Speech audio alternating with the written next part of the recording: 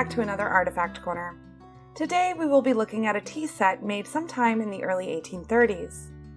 This tea set was purchased in Europe when Frances Henrietta Delord and her new husband Henry Webb were on their honeymoon. They departed for Europe in 1832 and returned to America in 1833, so we know the tea set was made sometime prior to 1833. It is described as a tea set that was in honor and memory of Napoleon Bonaparte. Frances Henrietta was half French thanks to her father Henry Delord. She held a special place in her heart for France and the French people. She even notes in her journal that she stayed in Napoleon's apartments when she and her husband were in France. So, it's not surprising that she decided to buy this tea set and bring it home to New York with her. Let's learn a bit more about Napoleon Bonaparte.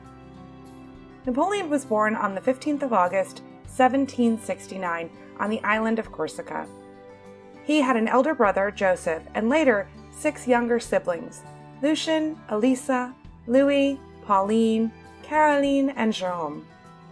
At the age of 9, Napoleon moved to the French mainland and enrolled at a religious school in Autun to improve his French.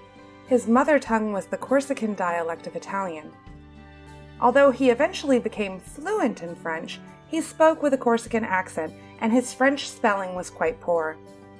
In September 1784, Napoleon was admitted to the École Militaire in Paris, where he trained to become an artillery officer. He excelled at mathematics and read widely in geography, history, and literature.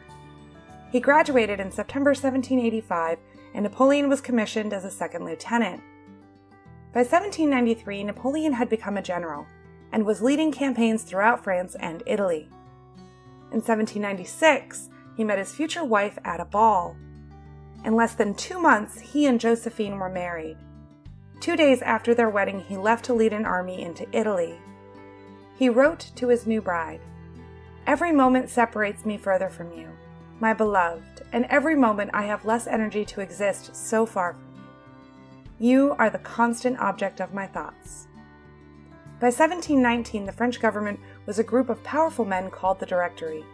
On November 9, 1799, Napoleon and a few disillusioned members of the government, backed by grenadiers with fixed bayonets, forced the Council of 500 to dissolve the Directory and appoint Bonaparte and 2 others as provisional consuls. On the 18th of May, the Senate proclaimed Napoleon Emperor of the French and approved a new constitution. The following day, Napoleon appointed 18 of his leading generals marshals of the empire. Napoleon and Josephine's marriage by this point had become very toxic. The two were both having affairs, and Napoleon had a child with his mistress. The couple were childless, and Napoleon desperately wanted an heir. They were divorced on the 15th of December, 1809.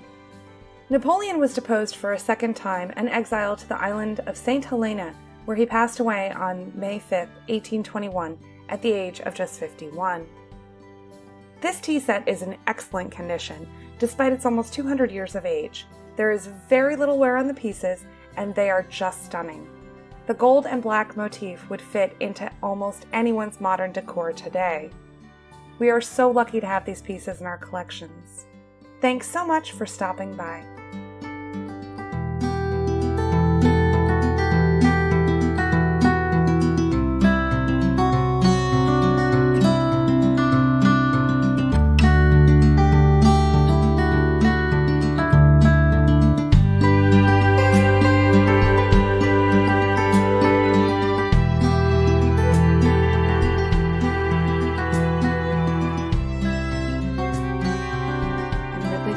Stop making historical movies. They're awful.